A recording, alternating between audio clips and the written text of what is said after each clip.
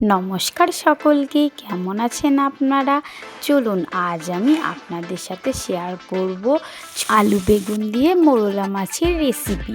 এই রেসিপিটি গরম ভাতে খেতে খুবই ভালো লাগে। আর এই মোরলা মাছের টেস্ট তো বলার মতো না, খুবই সুন্দর হয়। আমার শাশুড়ি মা এই মোরলা মাছ এমনভাবে রান্না করলে যারা ছোটো মাছ খায় না তারাও খাবে। চলুন তাহলে দেখে নেওয়া যাক রেসিপিটি। প্রথমেই মাছটি পরিষ্কার করে ধুয়ে নুন ও হলুদ দিয়ে ভালো করে মাখিয়ে 5 মিনিট রেখে দেবে। এবার তেল গরম করতে দিয়ে কিছুক্ষণ পর তেল গরম হয়ে আসলে একে একে মাছগুলো দিয়েও দিতে হবে। দিয়ে একটু নেড়ে চেড়ে দিয়ে কিছুক্ষণের জন্য রেখে দেবে। এবার 5 মিনিট পর আবার উল্টে দিয়ে ভালো করে লাল লাল করে ভেজে নেবে।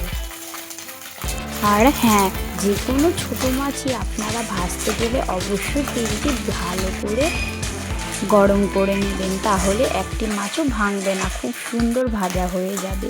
দেখুন মাছ ভাজাও হয়ে গেছে।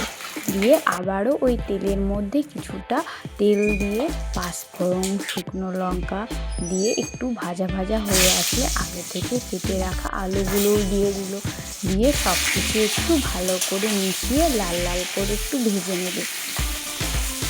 দেখুন একটু লাল লাল হয়ে এসেছে, তাই এবার বেগুনটাও দিয়ে দিল, কারণ বেগুন ভাজতে অনেকটা সময় লাগে, তাই আলুর সাথে একটু পরেই বেগুনটাও দিয়ে সব কিছু ভালো করে মিশিয়ে নিয়ে এবার বেগুনকে একটু ভেজে আসার জন্য একটা ঢাকা দিয়ে দিল। 5-7 মিনিট পর ঢাকাটি খুলে আবারও একটু সামান্য পরিমাণে হলুদ দিয়ে ভালো করে মিশিয়ে নিচ্ছে। দিয়ে ভালো করে আলু বেগুনটা ভাজা ভাজা করে নেব। এই বেগুনটা অনেকটা সেদ্ধ ও ভাজা হতে সময় লাগে, তাই জন্য কিছুটা হয়ে আসার পর এবার আগে থেকে বেটে রাখা আদা, জিরে, লঙ্কা বাটাটাও দিয়ে ভালো করে সব কিছু মিশিয়ে নিয়ে এবার অনেকক্ষণ ধরে কষিয়ে নিতে হবে। কারণ এই রেসিপিটি যতটা ভালো কষিয়ে নেবেন খেতে ততটাই টেস্টি হবে। এবার স্বাদ অনুসারে লবণও দিয়ে সব কিছু ভালো করে মিশিয়ে অনেকক্ষণ ধরেই কষিয়ে নিতে হবে। দেখুন মা অনেকক্ষণ ধরেই কষিয়ে নিচ্ছে, এবার তেল ছেড়ে এসেছে, তাই এবার মা জলও দিয়ে দিল যাতে বেগুন ও আলুটা ভালো করে সেদ্ধ হয়ে আসে। এবার একটু নাড়াচাড়া করে গ্যাসটি আস্তে দিতে হবে, কারণ আস্তে দিলে তাড়াতাড়ি সেদ্ধ হয়ে আসে। এবার একটা ঢাকাও দিয়ে দিল। 5 মিনিট পর ঢাকাটি তুলে আবারও একটু নাড়াচাড়া করে আগে থেকে ভেজে রাখা ওই মাছগুলো সব ফুটন্ত ঝোলের মধ্যে দিয়ে সব কিছু ভালো করে একটু মিশিয়ে নিচ্ছে। এবার 2 মিনিটের জন্য একটু ফুটতে দিতে রেখে দিয়েছিল। দেখুন হয়ে এসেছে, তাই মা এবার নামিয়েও ফেললো।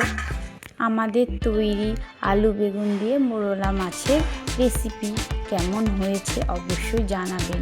আর আপনারা অবশ্যই একদিন এমনভাবে এই মোরলা মাছ রেসিপিটি রান্না করে দেখবেন। মা আমাকে খেতেও দিয়েছিল, খুবই সুন্দর হয়েছিল রেসিপিটি।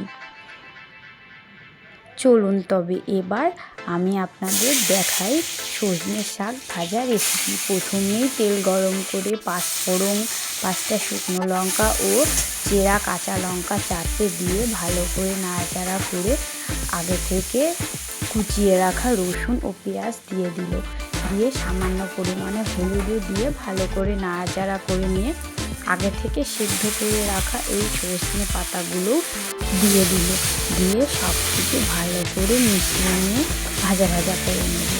আর হ্যাঁ, এই সজনে পাতাটা আগে থেকে সেদ্ধ করে নেবেন, তাহলে খুব ভালো হয়, কারণ অনেকটাই সেদ্ধ হয়ে আসে আর ভাজাটাও খুব ভালো হয়। এবার স্বাদ অনুসারে সামান্য পরিমাণে একটু লবণ দিয়ে আবারও সব কিছু ভালো করে ভাজা ভাজা করে নিচ্ছে। আর হ্যাঁ, এই সময় গ্যাসটি অবশ্যই আস্তে দেবেন, তাহলে ভাজা করা বেশি সুন্দর হয়। দেখুন অনেকটাই ভাজা ভাজা হয়ে এসেছে। আর যখন দেখবেন পাতাগুলো এক জায়গায় ছোট হয়ে আসছে তখন বুঝে নেবেন শাক হয়ে গেছে। দেখুন মারও শাক ভাজা তৈরি, নামিয়েও ফেলছে। আজকের রেসিপি দুটো আপনাদের ভালো লাগলে অবশ্যই লাইক ও কমেন্ট করবেন। আর চ্যানেলটি সাবস্ক্রাইব করা না থাকলে অবশ্যই সাবস্ক্রাইব করবেন। আবারও দেখা হবে নতুন কোনো রেসিপি নিয়ে।